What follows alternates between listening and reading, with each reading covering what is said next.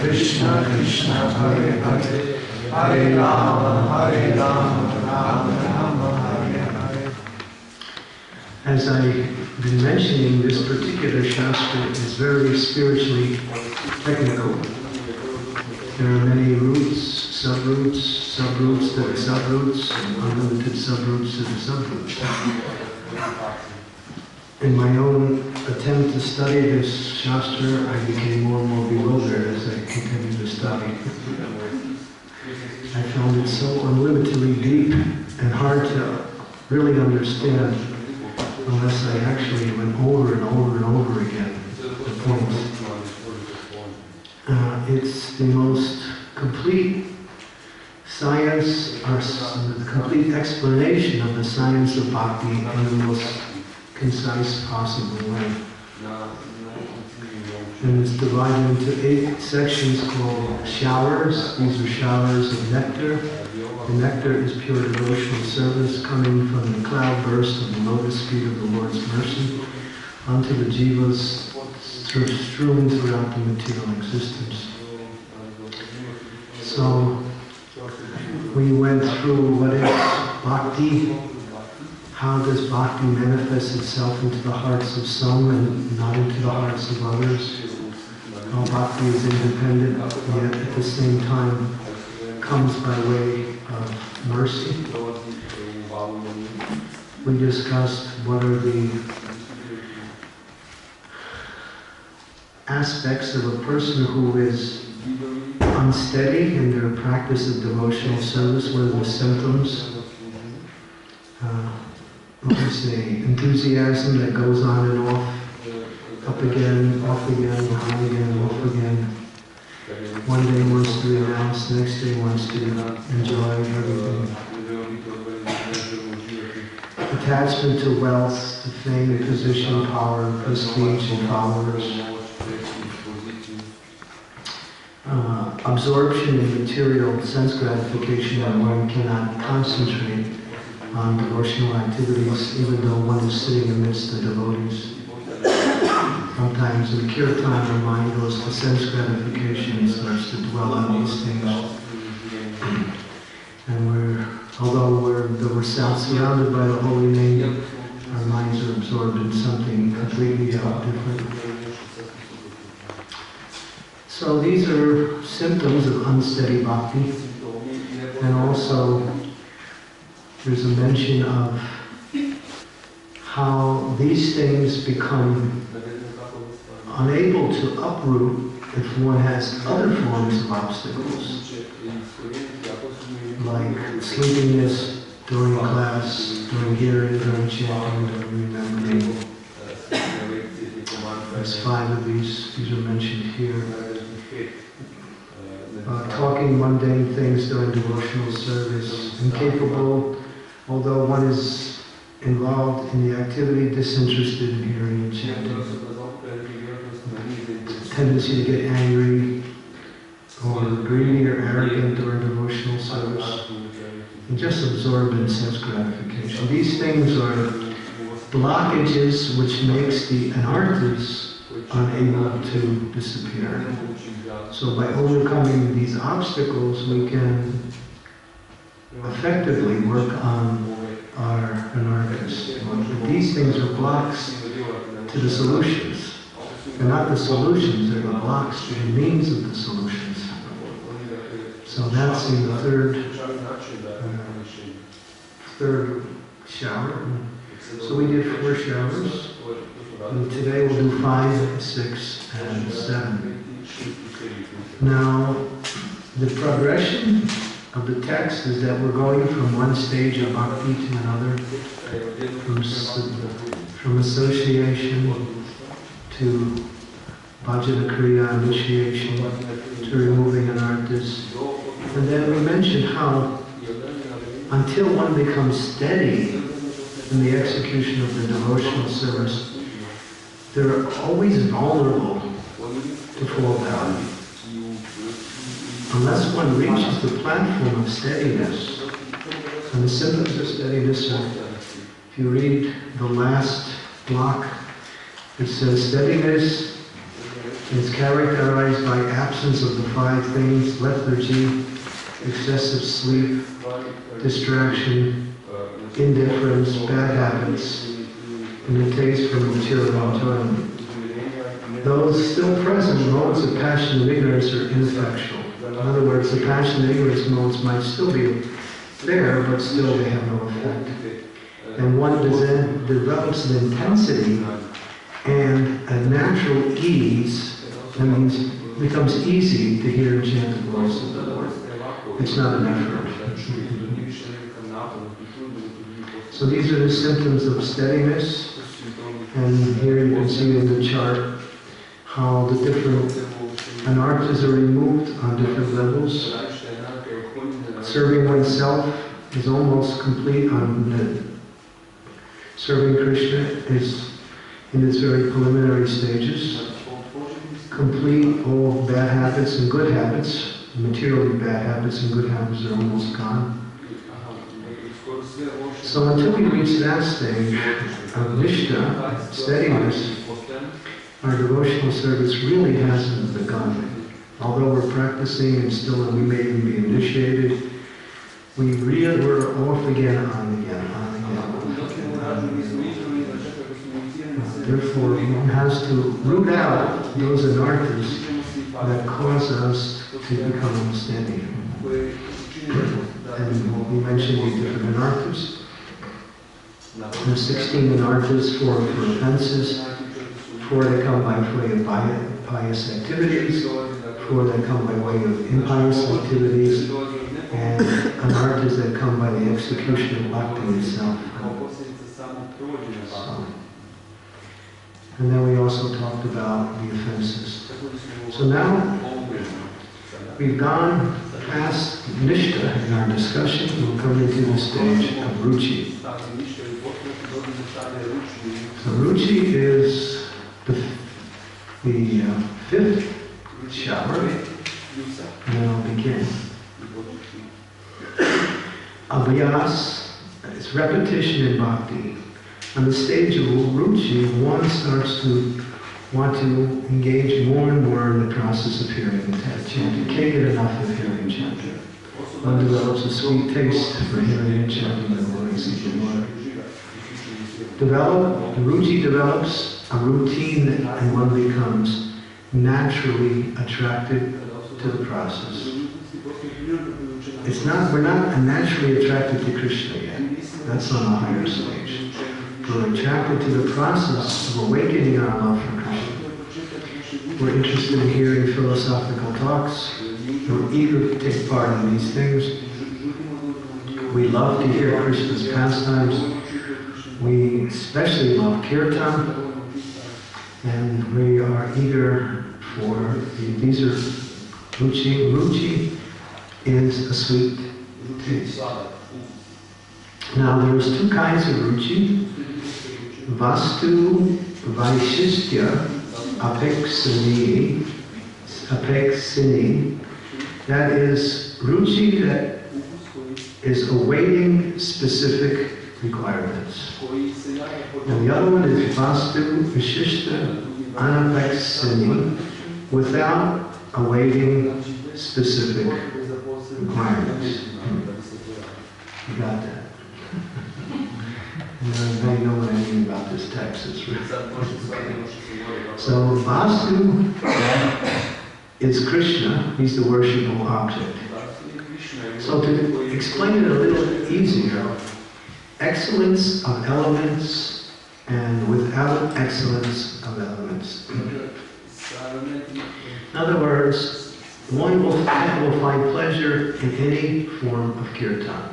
Whether the singer is good or the instruments are in time. That's called without excellence of elements. And then with excellence of elements, one only gets to taste if everything is what we say musically nice.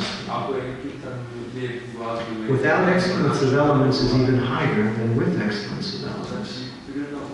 Of course, for the sake of preaching, we always emphasize the importance of excellence of elements. because new people are very much attracted to the melodious and very expert instrumental presentations of kirtan. And we always strive for that, but there are kirtans that are not like that.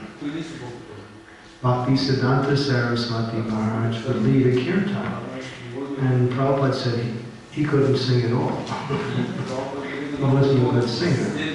But because he had so much bhakti, still everyone was in ecstasy when he was singing. Sometimes we see a person can't sing at all, but they have a lot of bhakti.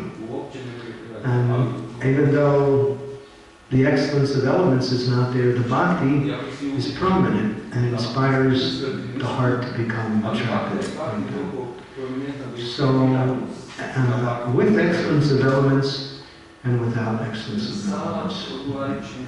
So these are different types of ruchis. One is considered complete, and the other one is depending on what we say, excellence of elements. I think the word here is described, let's see, probably it's mentioned here. Okay.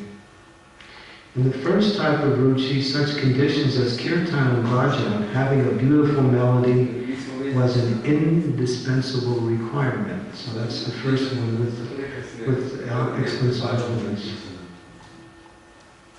And without these things.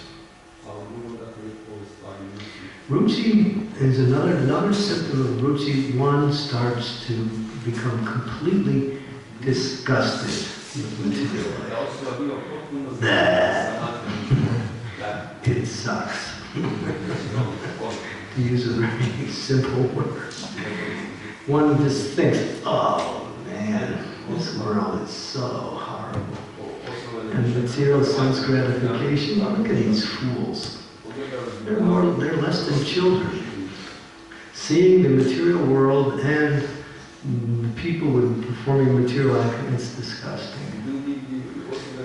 This is a symptom of ruchi. And here, the devotee laments, why have I foolishly exchanged the nectar of chanting Krishna's name for misfortune in the form of material life? Hankering after what I don't possess and toiling to protect what I have gained. Despicable wretch am I. Getting into the nectar. I am thinking of advising others. The causeless mercy of my spiritual master has delivered me the priceless treasure, yet I could not appreciate its value. Instead, I chased after the mirage of material happiness. I wasted my life in a futile search for broken pieces of colored glass, thinking them gems, and so found myself in a fathomless ocean of materialism. I avoided all devotional activities and shamefully exhibited moral bankruptcy. So this is a symptom of ruchi. One starts to lament their previous material activities, and one starts to think, I don't ever want to go back to that again. Alas, I am bereft of any good character. My taste was such that I considered spurious talk valuable and tried to in vain to relish it. Spurious means useless talk. Consequently, I turned my back on the narrations of the transcendental qualities and names of the Supreme Lord. How great is my misfortune.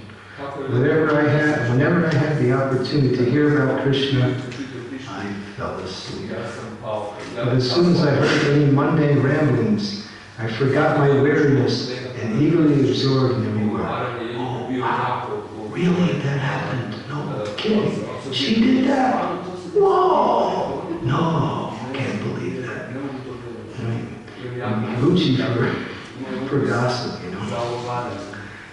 No kidding. Yeah, I knew it would happen.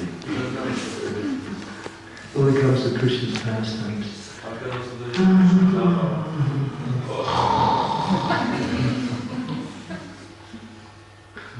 Good time to take a rest. And we used to use that thing. There was one for waking up and one for going to sleep. And the one for going to sleep was Om Namo Bhagavate Vasudevaya. And for waking up was Sarira Avijaya. Time to get up. Class is over. You don't spend, for those of you who haven't spent time in temples, it's really hard to understand. But if you live in temples, you'll know how prominent this is. In fact, in Vrindavan, the whole class would go to sleep during class, including the speaker. And it's true. We were desperate to keep people awake. The speaker was equipped with a squirt gun, a big bottle that would shoot water a long distance. And when he ran out of water,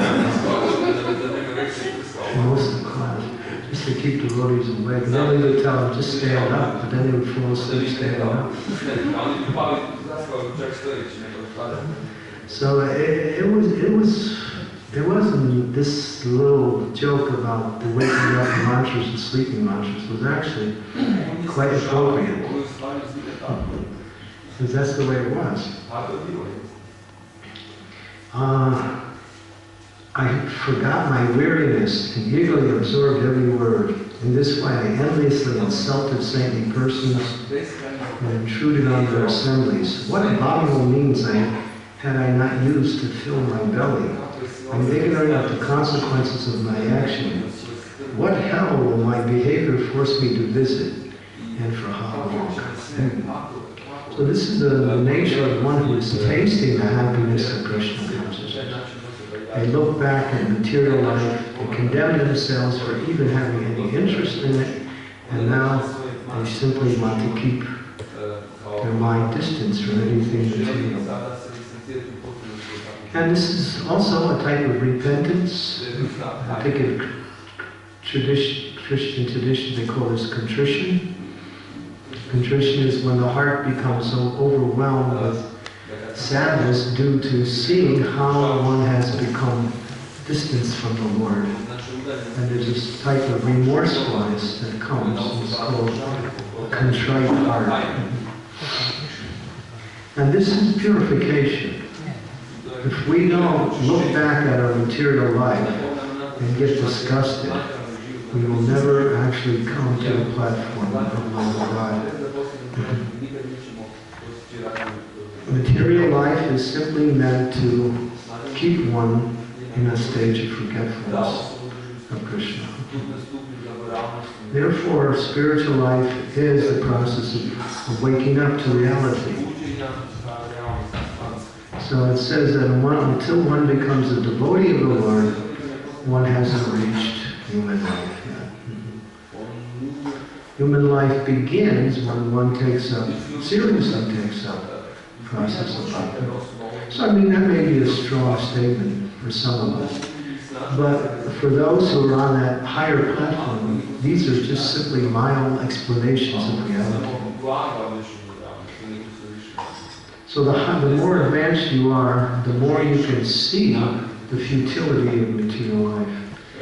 And the less advanced you are, the less you can see the more you see the futility of spiritual life. Not futility, but the more you can't really see the value of the spiritual life.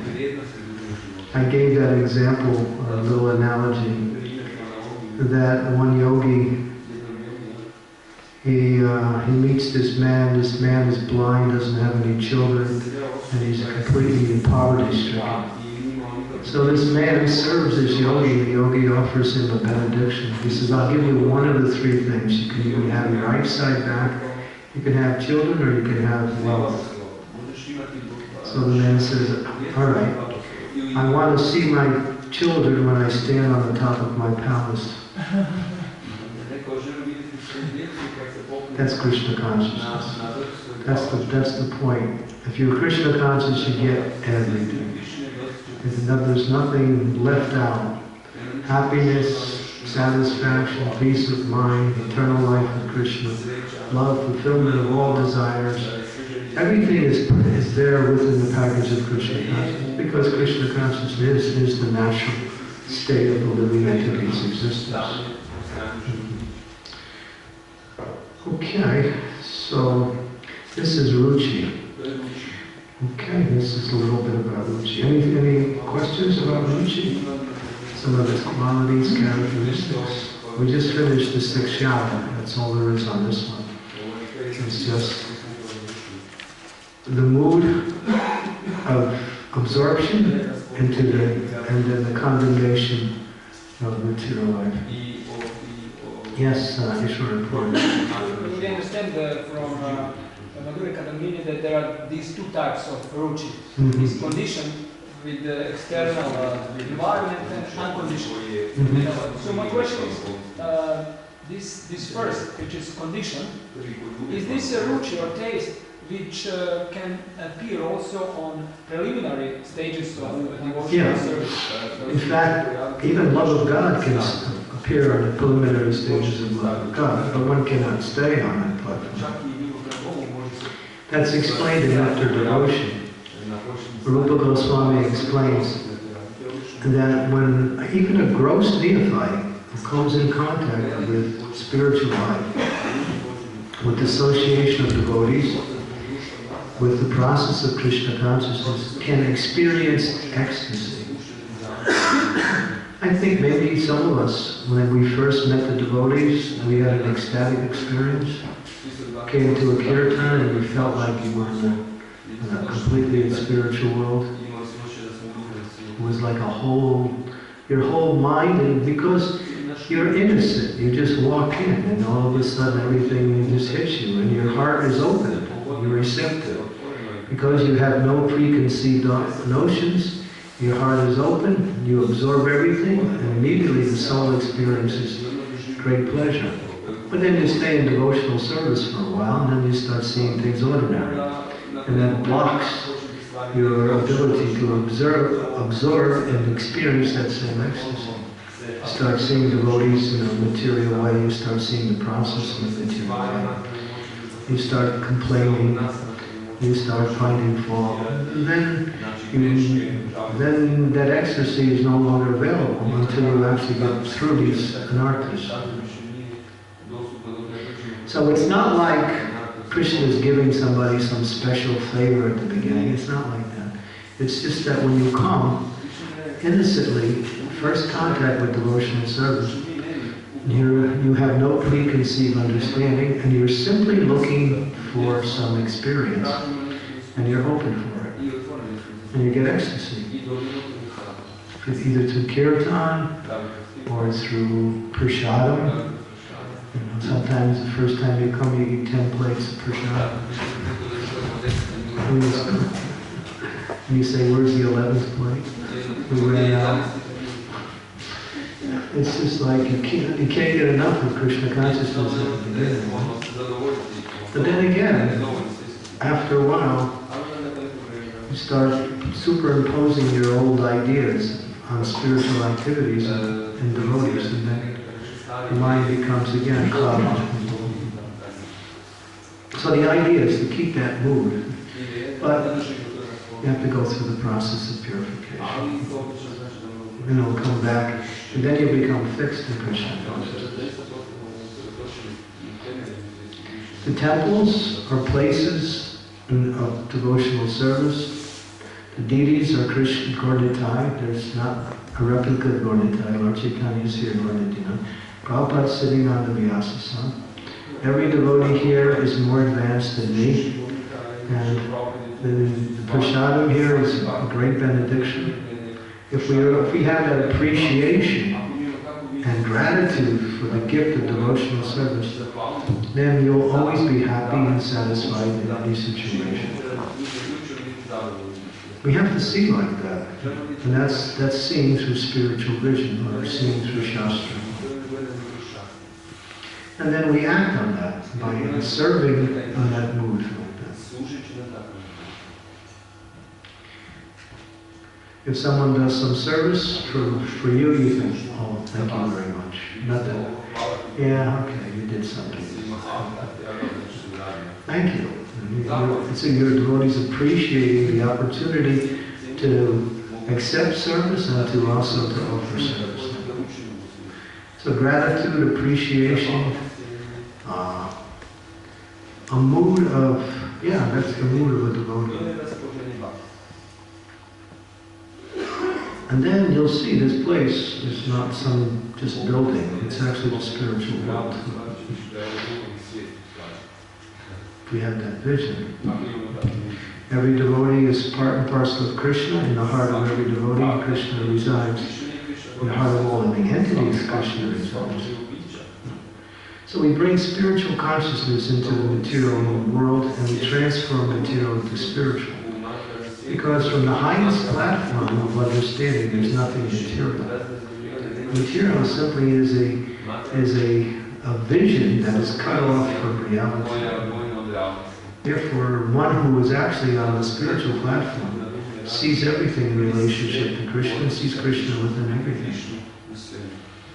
Of course, we can't superimpose that consciousness upon ourselves.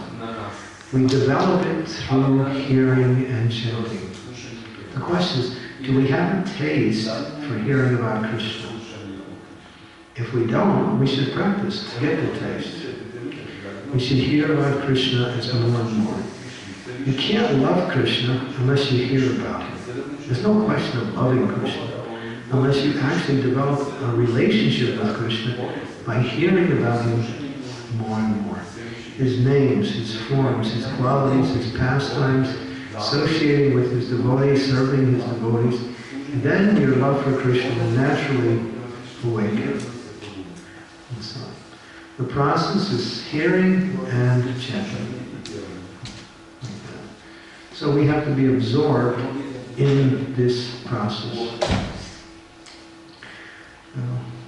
How much time do I take for Krishna? How much time do I take to maintain my body? So we have to see. Let me give more time to Krishna.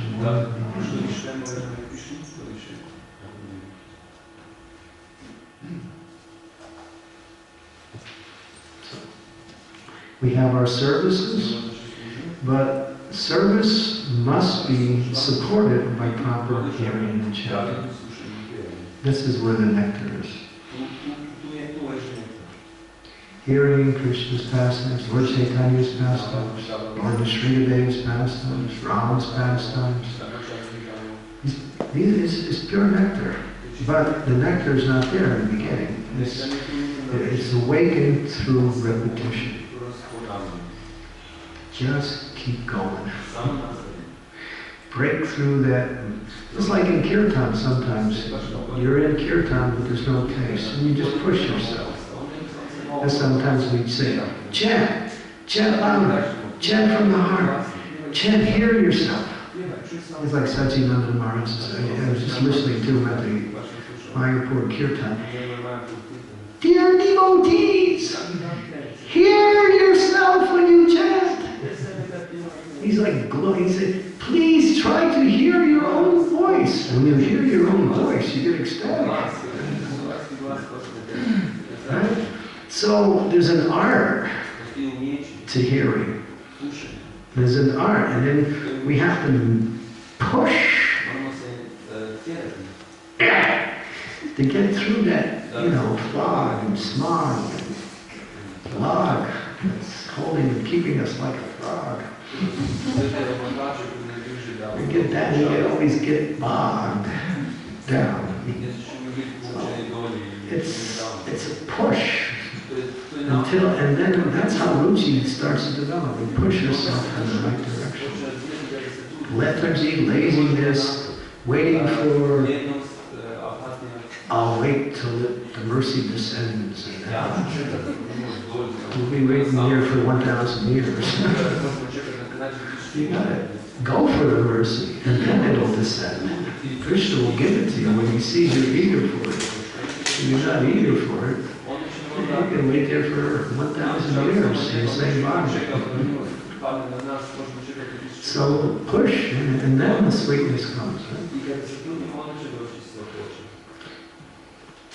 Right? And push means to push our minds. We may not push our bodies, but we have to push our mind. That's what has to be pushed. Okay. So, excellence of elements. And with that, excellence of elements. Any other questions on Ruchi? Sweet taste? Okay, next one is Ashakti. Okay, so this is the sixth jhana. Ruchi ripens and Ashakti begins. So when Ruchi reaches a stage of intensification, Ashakti. The devotee only object of worship and meditation is Krishna. So now you're attached to Krishna. You can't think of anything else but Krishna, and you want to make Krishna your whole life. Ashakti buds and begins to flower into bhava. Ruchi is the means to perform perfection. Ashakti is the gold. Ashakti means attachment. You can read on your, where's that? On your thing, what is the symptoms of Ashakti? It's on the back side. Shakti, steady practice becomes propelled by one's own energy. Taste for devotional service, grasping greater than attraction for anything. Ashakti focus and main subject of spiritual practice is simply Krishna rather than devotional activities themselves. Before we're attached to the activities, now we're attached to Krishna. Mind automatically withdraws from material topics and spontaneously absorbs itself in the Lord without effort. Without effort. It becomes easy and natural to think of Krishna and to feel Krishna's presence. The Lord seems almost visible. It's almost like you're looking around you, just waiting to see him appear. He's here. I know. I just have to look. He's very close. These are symptoms of Ashakti. Okay, so Ashakti also has some ecstatic symptoms attached to it.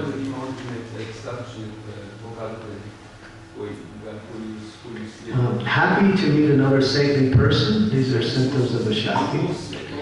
And humbly inquire about them. So when you meet a certain person, you ask them how they are, and you just feel very happy to be with them. Inquires and from them about Srimad Bhagavatam, the philosophical teachings, and wants to hear. He doesn't want to associate with anyone except advanced devotees, and humbly wants to serve them and hear from them. These are symptoms of Ashakti. How do lower animals react in his presence? He interprets as Krishna's mercy. Did you read about the singing dolphins? You read about the singing dolphins? Yeah, it's nice. Satyananda Maharaj just recently wrote something about when he was in Moscow, was it? No, in Black Sea. Where? Black Sea. Black Sea. Oh, okay, I thought you said Lexi. Black Sea, yeah. He was sitting near the shore and he was chanting japa, and all of a sudden these dolphins came. And then they started to circle while he was chanting. And they were going around fast and fast and fast. He just continued to chant. So these are symptoms of higher stages of bhakti where even the animals become attracted. St. Francis of Assisi, he would go to the ocean and see him preach, and the fish would come and sit and listen to him. He would talk to the fish and to explain to them about the devotional life. And the fish would also just listen, and then when he was done, they would swim away. So even the lower animals react to a person on the platform of Ashakti attachment to Krishna. And we see even, a person who is very much elevated, animals are attracted to them because they feel very happy and peaceful or inspired by that person's presence. They're not fearful. Even lions and tigers become peaceful and people on the higher platforms, of course. So how animals react in their presence also is a symptom of a Shakti. Now here's some ecstatic symptoms. When the person on the platform of a Shakti sees a village boy, he remembers Krishna. If he sees a village and he sees a little boy in the village, he thinks of Krishna.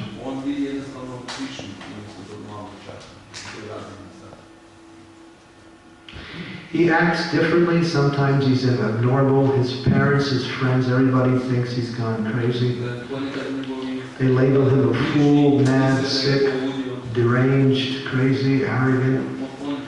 But he doesn't care. Because he's attached to Krishna.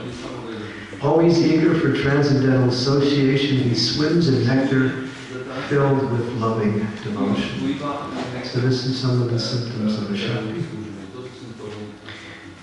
Has a strong attachment for Krishna. Any questions about that? Anybody have any experience with animals?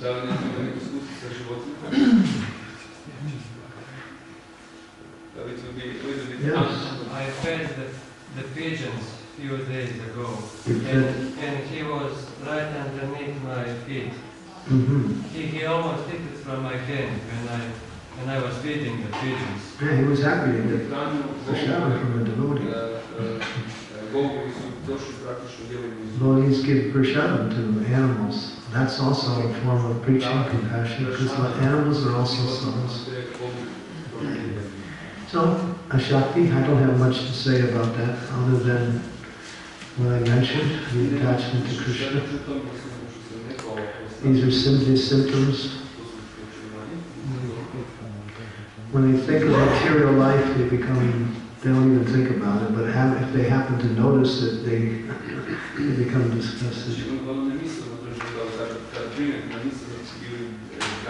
So we're talking about higher stages of bhakti. Because Madhurya Kadambini takes you all the way up to prema.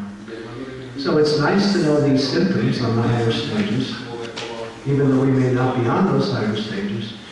We can see the symptoms, and we can aspire for that stages. But again, hearing and chanting the glories of the Lord is the process of progress. Okay, I don't know what else to say about a Shakti. Attachment. Anyone have any comments? Attached to Krishna. There was one of my god sisters. She was a great devotee. Her name was Landini. Did you ever read that book, Legacy of Love? How many read that book, Legacy of Love? Amazing. I knew her personally. She was completely free from all bodily conceptions of life. She was absorbed in Lord Jagannath. It's mentioned in the book, she took darshan of Jagannath for 5 hours. Just staring at Jagannath for 5 hours straight without moving. Try that.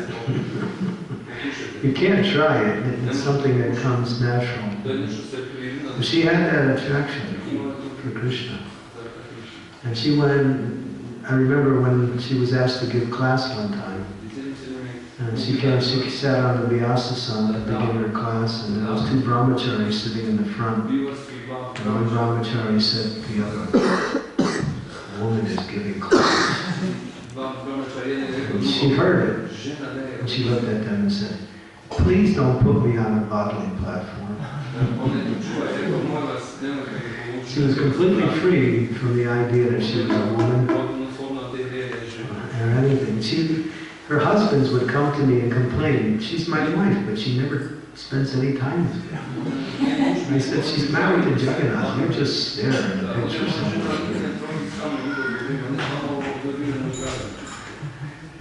Read that book, Legacy of Love. It's really amazing book.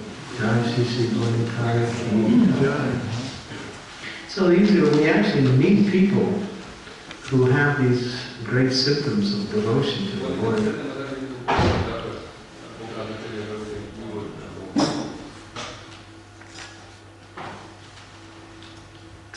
So, anything else? Shakti, okay, I'll go on to the last one, which is going higher up now. It's getting harder. This is called Baba. Baba, I'll read a little bit about Baba. From the Shakti comes Baba, and Baba climaxes into Rati, which is Rati is the first stage is divine love. Baba is the initial blossom of Sat-Chit Ananda. Baba blossoms into devotion. The blossoms are devotional creeper. Even a fraction of Baba in its splendor destroys ignorance completely. Baba sends messages to Krishna to appear to that person. Krishna wants to meet that person, Baba. Baba melts the heart and loving sentiments flow towards Krishna. Baba elevates the soul to a high spiritual communion. Baba causes the person to become constantly inebriated with seeing the beauty of Rajendanandana Krishna. All of one's senses are electrified as he observes and eagerly strains to experience more and more of the Lord's transcendental form.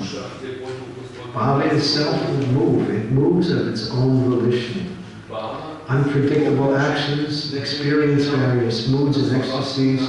One's senses are drawn more and more towards Krishna's. Sight, sound, smell, and touch all come in contact with Krishna. At times the symptoms disappear and the devotee plunges into despair and gloom, into a sea of despair and gloom. And he seeks to revive his spiritual sentiments. He remembers Krishna 24 hours a day. Experiences various moods of love and yearns to be a bee at Krishna's lotus feet.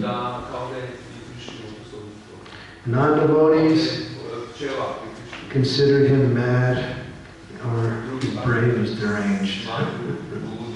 They can't understand the person on the side of the platform.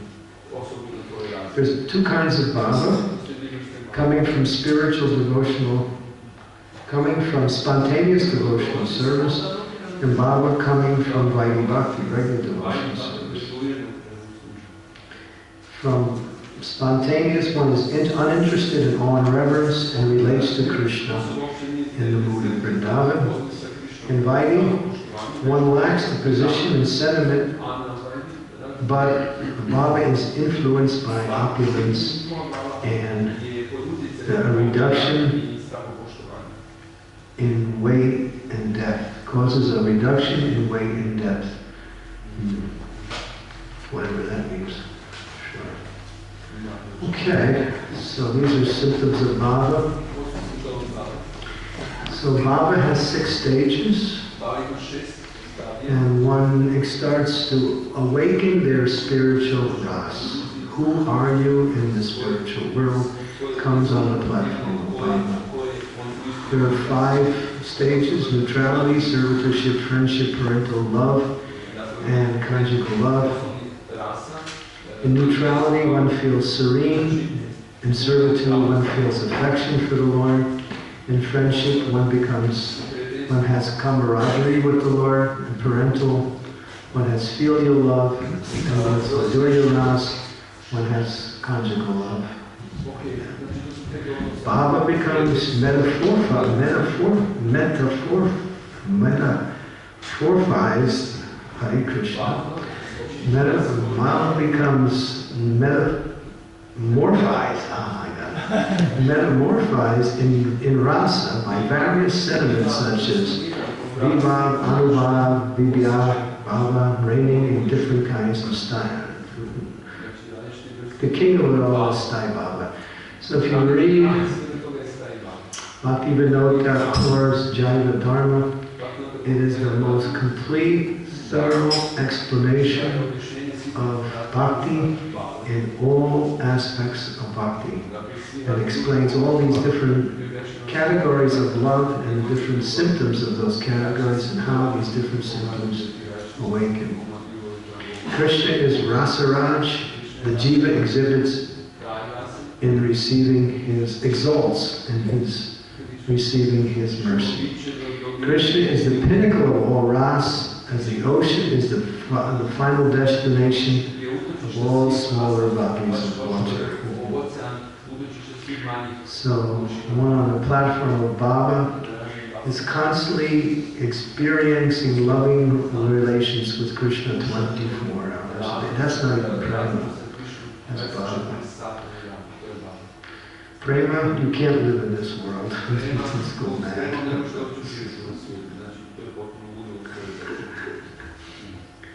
So these are symptoms of awakening of the preliminary love for Krishna. And Krishna sometimes appears to the devotee personally, either in dreams or in visions, and sometimes disappears, just to inspire the devotee more. If you read about the eternal associates of the Lord in the spiritual world, how they exhibit these symptoms of loving relationship with the Lord. When Radharani is sitting next to Krishna, there's a bee flying around, and the bee is bothering Radharani. So Madhu Mangal, he wants to do a little service to assist the divine couple. So he comes and he chases the bee away. And then what's the name for a bee called? Brahman. A bee. Bee. Madhu. Huh? Madhu. Yeah, Madhu. And what's the name for Krishna? Madhu. Madhu means what? In Krishna's name. Sweet. Like honey. Not like sugar, like honey. Thick, sweet. So Madhu Mangal comes and he chases Madhu away and he says to Radharani, Madhu's gone, Madhu's gone. And Radharani says, Madhu's gone. Krishna's gone. He's standing he's right next to her. But he's hearing, Madhu's gone, Madhu's gone. Therefore she's unhappy, although Krishna's right next to her. This is the ecstasy of love. Even the thought that Krishna somehow is gone to one on the stage of love causes one distress. Distress is part of love, but it's a different kind of distress. It's the distress of the anxiety of not meeting the beloved. That's the distress. In this world, we also see symptoms of that between people. But that distress ends due to some kind of material arrangement and changes. But in transcendental love, the intensification of the mood always increases. Where, should I tell you one pastime? How many of you played hide and seek when you were kids? It's fun, right? You know, everybody goes hide and then one person's blindfolded, right? You have to find the rest. So Krishna and Radharani play hide and seek along with all the gopis. And so Krishna, he really hides from Radharani. And Radharani, and she's blindfolded. Now she's trying to find Krishna and the other gopis. But her presence is so powerful that as soon as she gets near another gopi, the other gopis start laughing. And she catches them. So they can't hide from Radharani. So he usually captures the gopis. But Krishna's not like that. When she gets close, he just switches positions and goes to another place.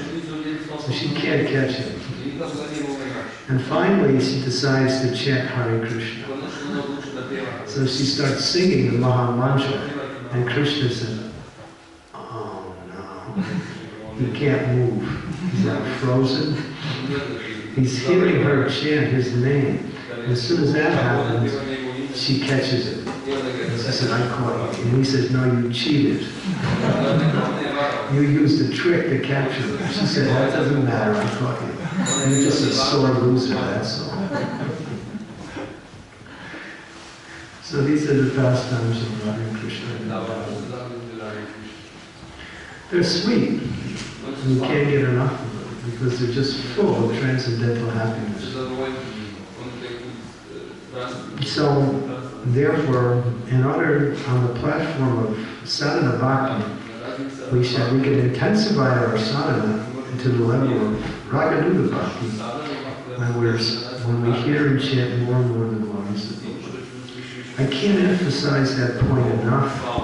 This is the essence of Krishna consciousness. Of course, we do service, we have to maintain the temple and preach, but if we simply we're reaching out, but we're not fulfilling our own heart's needs of our relationship with Krishna by hearing more about Him and chanting His glories, our outreach will turn into work, and we'll just become discouraged. So what keeps us going is the hearing and chanting of the holy name. And then our outreach is an expression of that and no longer separate from that. And we want to give Krishna to others because we have Krishna in our own hearts through saturated hearing and chanting. This weekend, I was just thinking during the kirtan, of the Sadhu Sangha program in America.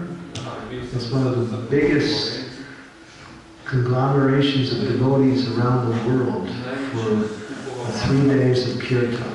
And the best kirtaniers in the world have come to this program.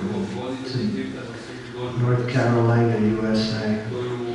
People have traveled from all over the world just to go to this weekend performance. And I was thinking during here's 2 cowherd boys that appeared on the scene. Did you guys bring anything to eat? Cowherd boys always carry a lunch basket. You're taking away one of the gopis. Gopis taking the cowherd boys. And what can you do? Different kind of pastime. So I was thinking of the Sadhu Sangha program, and while I was chanting kirtan tonight, and I was thinking, they're chanting there and we're chanting here, and the holy name is rising up above the horizon in different places in the world. And the holy name is circling the globe. And I was just imagining in different places around the world where devotees are chanting kirtan, and that holy name is rising higher and higher, and it's coming into the stratosphere, and just going everywhere and dropping its mercy. And people in different countries are feeling, hey, what's happening here? We start to feel good. The holy name is just distributing its mercy everywhere, unlimitedly, without fail. And I was just thinking, this is Mahaprabhu. He's just creating these programs for devotees to come together and hear and chant the glories. We can do this more and more. Just come together, discuss philosophical topics, talk about Krishna, and just have kirtan. The whole atmosphere is transformed into the spiritual world. And that's Krishna consciousness. And gradually, the whole world becomes purified. You don't have to go any place to purify the world. All you have to create is a pure atmosphere wherever you are. And that pure atmosphere goes everywhere. So it's just like Lord Chaitanya appeared in the area of Navadvip. And he began a flood of the ocean of love of God. And that flood started in one place, and it's inundating the world in love of God with this river of nectar. And all these little ponds that have come formulated by the river of nectar from Mahaprabhu's mercy, coming from Navadvip, place themselves in different places around the world. That's called the ISKCON temples, ISKCON programs. And now these little ponds are also expanding into rivers, where it's more and more fish of the material world are starting to swim into this ocean and ocean nectar. And then pretty soon, the whole world will be dancing and chanting. And one of my god sisters, I think it was Govinda Dasi, she came to Prabhupada, she said, Prabhupada, last night I had a wonderful dream. I saw you standing on a high platform, and you were chanting and dancing, and the whole world was at your feet, and everyone in the world was chanting and dancing, and you were leading. And Prabhupada said, very nice. And Bhakti Vinod Thakur says, Only when everybody in the world is chanting the holy name are the great souls satisfied. They're not satisfied until everybody is chanting. So this movement is meant to purify us, and therefore that purification comes when Chaitanya Mahaprabhu was traveling through South India. He was leading kirtan everywhere. And everybody he would meet, they would become infected by the holy name and they couldn't stop chanting. And then they would meet their friends, and that person would meet that person who was chanting, and that person would start chanting. And then that person became infected, and he would meet somebody else. And just by meeting that same person who was chanting, they started to chant. In this way, it says the entire continent, subcontinent of India, everybody was chanting and dancing. When Lord Chaitanya was there, the whole place was Krishna conscious, from the top, even the Mayavadis. Everything. But then after he disappeared, everything changed.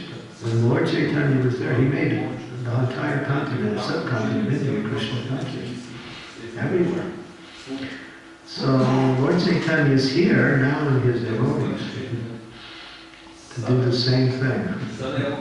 Spread the mercy of Krishna consciousness everywhere. If we just get a fraction of the taste of the holy name of the Lord, you can, it's like, can you swim in a drop? A drop is really small to swim in. But a drop of the ocean of love of God coming from the chanting of the holy name is as good as the ocean itself. You can swim in it, you can dive in it, you can float in it, you can put sail your boat in it. It becomes unlimited. There's a drop. Krishna Das Kaviraj Goswami said, I'm standing on the ocean of love of God, and I'm just trying to taste one drop of that ocean of love of God, and one drop can drown the whole world in love of God. That's how powerful this movement is. This is not some religion. People say, what religion are you? We're not. We're coming to teach the process of spiritual awakening. It has nothing to do with religion. Religion is rules and regulations. We are teaching the process of how to find that happiness you're looking for in whatever way you're looking for. It's found in one place, called Krishna. Krishna. So, therefore, it's very difficult to love Krishna, but it's easy to hear and chant His glories. Make a program. Just make a program with your friends, family members, other devotees, just to read Krishna's book or pastimes of the Lord, Lord Chaitanya's every day. Get absorbed, do it for 2-3 hours a day.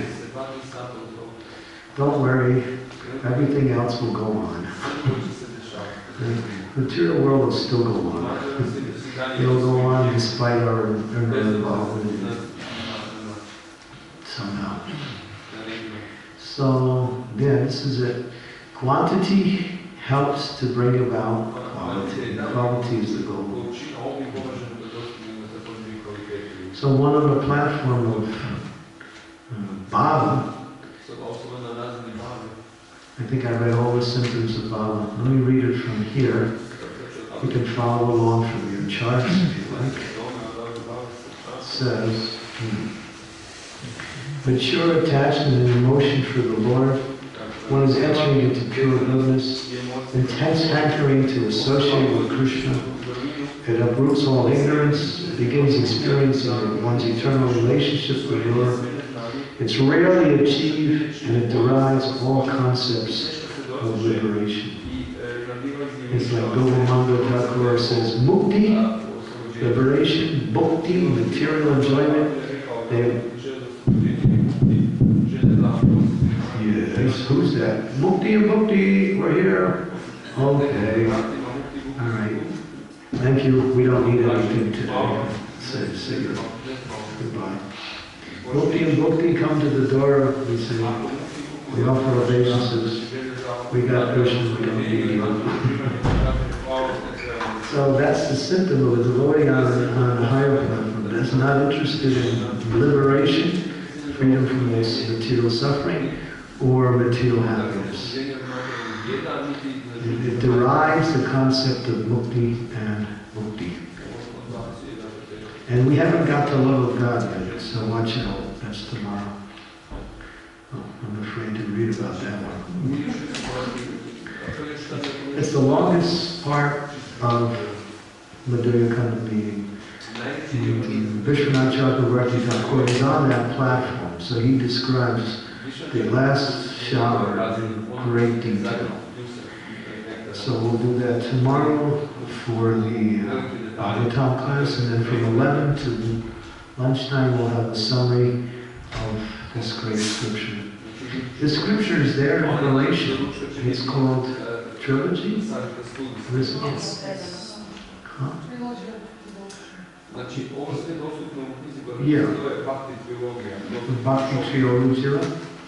And it's there. You can also purchase the book and read it and study it also.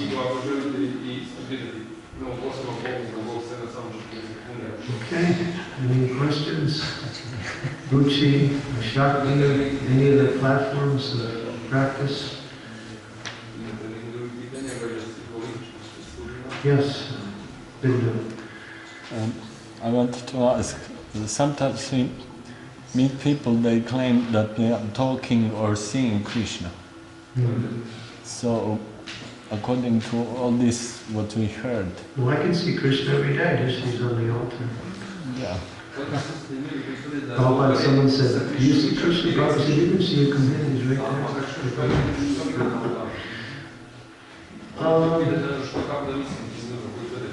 You know, it's possible that a person can see Krishna even if they haven't been practicing devotional service, but usually it's not the case.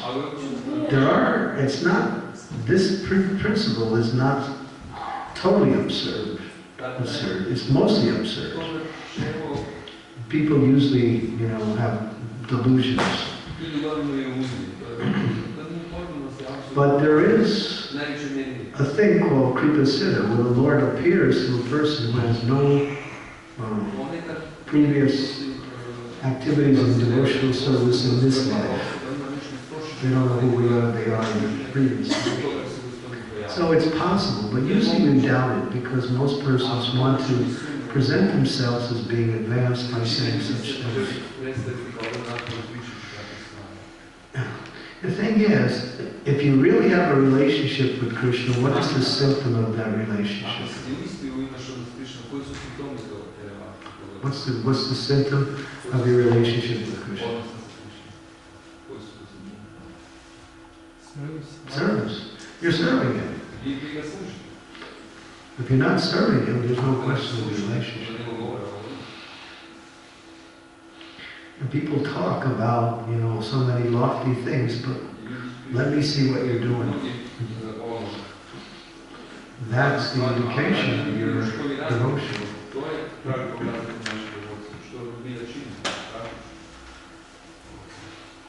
Prabhupada would always emphasize that. People can talk, but how much you're following the instructions of Krishna, and how much you're eager to serve Krishna, these are indications of your relationship. Gyanis may present themselves as so philosophically learned and have so many higher concepts of spiritual understanding. But without service, it's all theory, that's all it is. I mean, even on drugs, people can have visions of Krishna. Right? People take LSD and imagine so many things.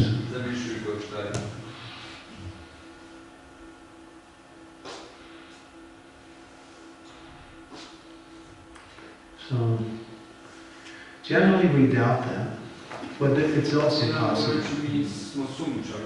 It's also, you'd have to really spend time with that person to understand if they're just making it up or it's actually real. I knew one person that, Krishna would visit his house. And Krishna would come personally and walk around in his house. And he told me, Krishna comes and sees me. And I never doubted that.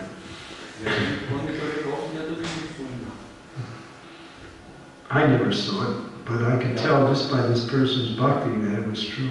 Ja to nikad nisam vidio, ali prema ponašanju i dosveta njegove bhakti, po simptomima koje što ja sam prihvatio to kao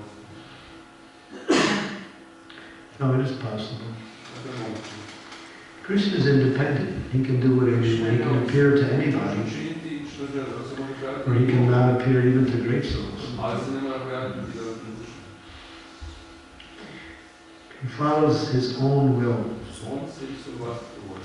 But someone may have great love for Krishna and not at the same time not be practicing devotional service. It's rare. It's called Kripa Siddha. Prabhupada talks about it.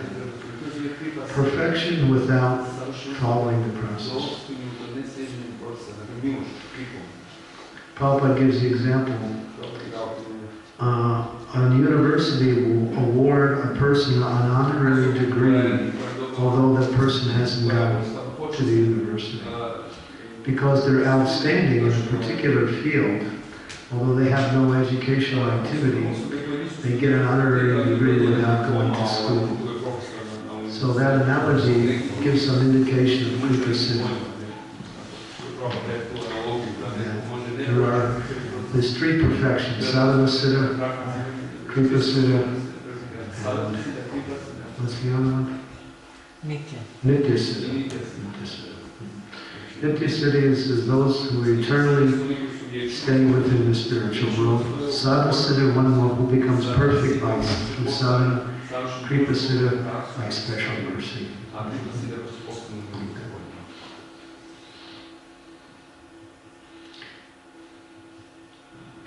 Anything else? Yes. Can we go back to Godhead from the lower stage than Prema, from Sakti?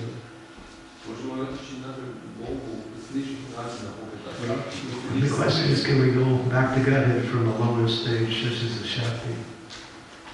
Yeah. There are, with the mercy of a pure devotee, one can, at the time of departure, become completely purified. This happens a lot in our movement. A devotee has served Prabhupada so nicely, and Prabhupada is so pleased that even though the person is not perfect, Prabhupada says, please Krishna, take him back to the spiritual world. That's the mercy of the pure devotee. So that's how powerful the mercy can wipe away even our, what we say, inabilities to reach the higher stages of bhakti. There's examples of that. When in the last moments of life, last days of life, one frees themselves from all material attachments and actually develops love of God.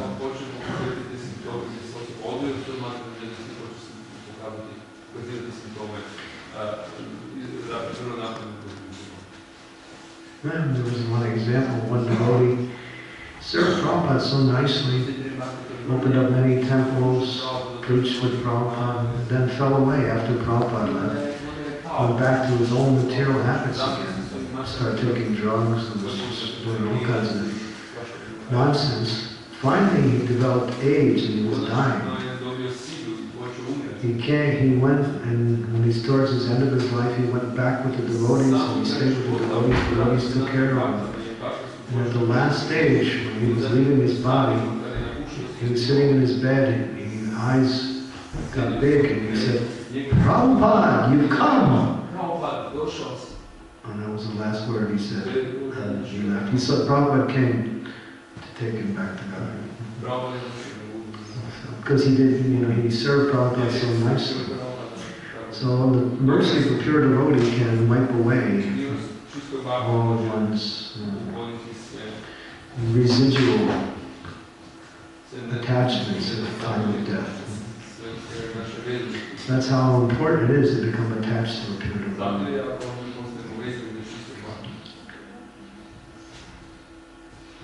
Become attached to Prabhupada. And take him back to Godhead.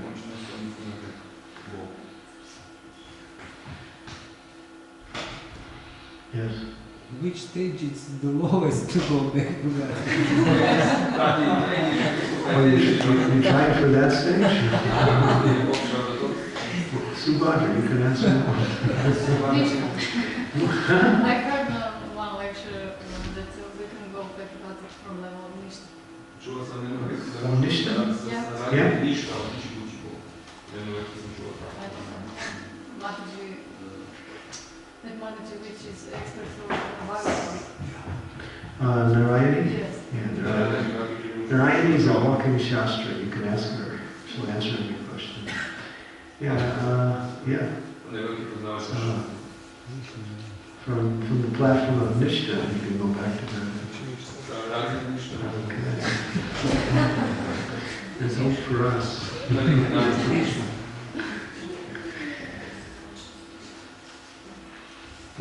Subhadra. Maharaj, can you maybe say something about the dark night of the soul? This is a great misunderstood statement. The dark night of the soul. Yeah. It's a term in the Christian tradition. It was done by St. John of the Cross. St. John of the Cross was a great devotee of Lord Christ. He was on a very high platform of love of God. The dark night of the soul, he speaks about this in his writings. And we also, Bhaktivinoda Thakur also mentions it. Devotees misunderstand it and think it's when one falls into Maya. It's not. Dark night of the soul is a very high stage of love of God. And the example is, if you're in a dark room and someone all of a sudden turns on a bright light, can you see? The sudden appearance of a bright light after being in the darkness blinds the person. You can't see. This is dark night of the soul, that they're so close to Krishna, but it seems like Krishna is not there. It's a mood of separation. So that's what dark night of the soul means. It's a high mood of separation and love of God, that Krishna is right there, but they feel separation at the same time. It's a stage of longing, it's a stage of calling out, stage of feeling totally useless, wretched, no good qualities, although they have great love for Krishna. Lord Chaitanya simply expressed that. One person said to Lord Chaitanya, Lord Chaitanya, you're such a great devotee, you have such love for Krishna. He said, what do you mean? I have no love for Krishna. If I had any love for Krishna, why am I still maintaining this body? If I had any love for Krishna, why am I so enthusiastic to maintain this body? So these are symptoms of high devotion. And one is thinking, I have no love for Krishna because I'm still trying to maintain this useless, wretched body. No, don't stop maintaining your body, because you need it also in Krishna. But that's a symptom of that combination. One thinks like that. So dark night of the soul is that. The St. John of the Cross, if you read his. And also, who was the other saint that also exhibited it? She's from Portugal. Her body, when she died, her body remained the way it was for hundreds of years. It didn't deteriorate. What was her name? Saint Teresa of Avila. Yeah. Saint Teresa of Avila, yeah. People would go, even today they go see her body. It's still intact, but now they've taken the pieces off and people get remnants of her body. It didn't deteriorate. It stayed in the same state as when she left. She was also on that platform. These are great Christian mystics. The Christian mystics are the highest forms of the Christian bhakti. They have great love for God like that. They perform austerities, they chant the Lord's name like that. They have, many of them also have great knowledge of Shastra. These were the Desert Fathers, the original Christians, back in the early century of Christianity. When Christianity reached the 5th or 6th century, it got who got corrupted by political movements and turned into some kind of churchianity, more like salvation and good works. The original Christian tradition is actually pure devotional service. Christ was actually teaching, Christ was a pure devotee, but he was also teaching mixed devotional service because people couldn't understand pure devotional service. But in his teachings, there are elements of pure devotional service mentioned. Well, the Christian mystics are some of the highest forms of bhakti like that. Desert Fathers. There's a group of Russian Orthodox. They chant the holy names of the Lord all the time. They chant the Lord's in the name of the Lord Jesus Christ. They have beads, just the same as us, japa beads. Unfortunately, Christianity got corrupted. Now it's just become, household religion, worldliness. When you study the early forefathers in Christianity, they were really great. The Desert Fathers. Have you read the book of the Desert Fathers? Anybody know the Philokalia? You heard of the Philokalia? The Philokalia is the teachings of the early Christians, very deep devotion.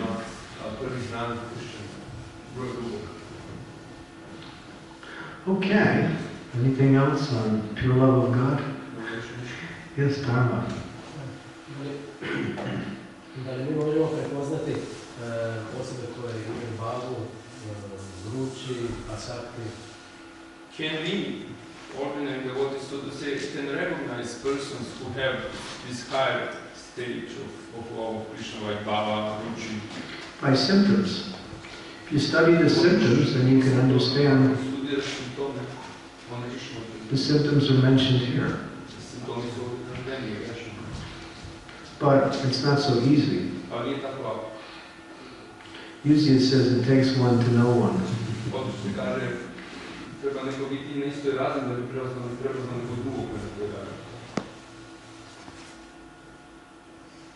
And sometimes devotees would think certain devotees were crazy, and Prabhupada said, well, no, they're not really crazy. They're actually symptoms of high devotion.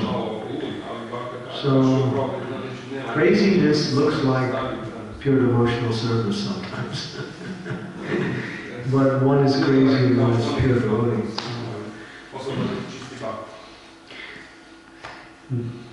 One gets there by following the process, the other one gets to where it is by not following anything.